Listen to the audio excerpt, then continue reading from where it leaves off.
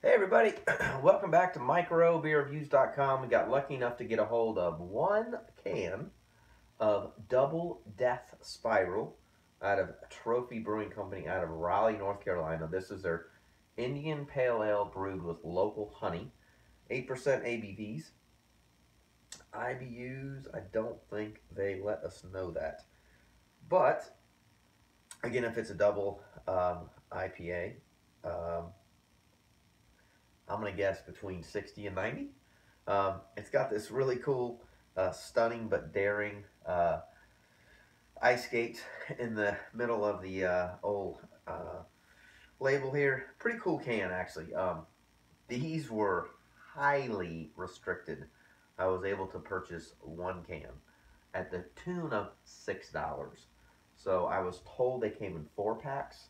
So that would be $24 for a 4-pack. So I am expecting very, very good things. So we just started getting a lot of the Trophy Brewing beers on the East Coast. Clearly, when you look on the website, they're trying to do a lot of things, both with brewing good beers on tap, restaurant, home brewing, kind of a cool little mixture, but also kind of a different website. So I don't know a lot about the beer, but oh boy, this is different. So, this is very different.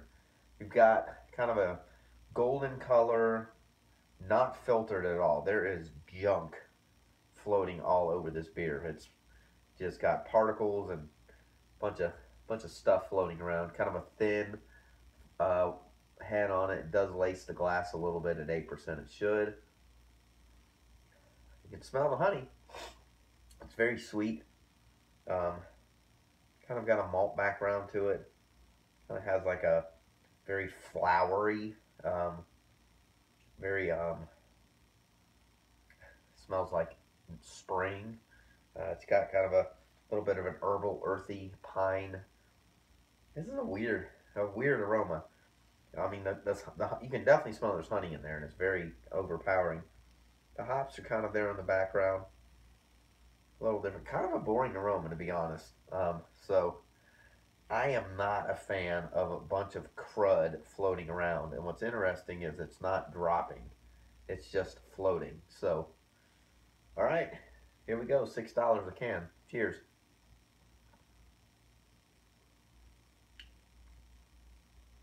Tastes better than it smells, I'll tell you that. Sugar, sweetness of honey, maybe a little bit of kind of like lemonish kind of again, it's almost like a flower, like a dandelion type of floral. The hops are decent. I'm struggling with the fact that I'm going to be drinking these big balls of crud that aren't filtered in there, but it's got a nice hop background to it. Yeah. It's okay. I mean, it's kind of bland. It kind of has a little bit of this aroma that when it first hits your palate, it's just not very good in terms of the first hit of flavor too. I see what they're getting after. It's got a nice viscosity to it. It's got a nice little texture to it. I mean, it's just kind of okay. The hops are there. I would guess it's maybe like Centennial, maybe Simcoe. Again, nothing majorly resounding coming out on any level. And it's gritty, and I don't like that at all. So, for $6 a glass, I will not be purchasing this again. I think for what it is, I mean, this is not impressive at all to me. I would not rate it very high, rate it to 1 to 5. I would maybe give this a 1.5. This is extremely disappointing for the limited availability and the hype behind it. It's just there's nothing really balanced at all about it. It's just kind of this mixed mash of hops and honey and this funk floating around that I just don't understand. I do not understand beers like this at all. So it's fresh too. That's the other part. Every now and then I look at beers like this and I'm like, well, maybe this thing is like, 5 months old. It got lost behind the shelves. Not the case. This thing is like less than a month old. So wouldn't do it again. Very disappointed on this one. Uh, if you've tried it and you have found something different, please leave comments on our YouTube channel and our website, microbeerreviews.com. But at this point, I don't think I'm even going to finish the $6 can. Um, and that's about all I have to say about this beer review. So subscribe to our YouTube channel.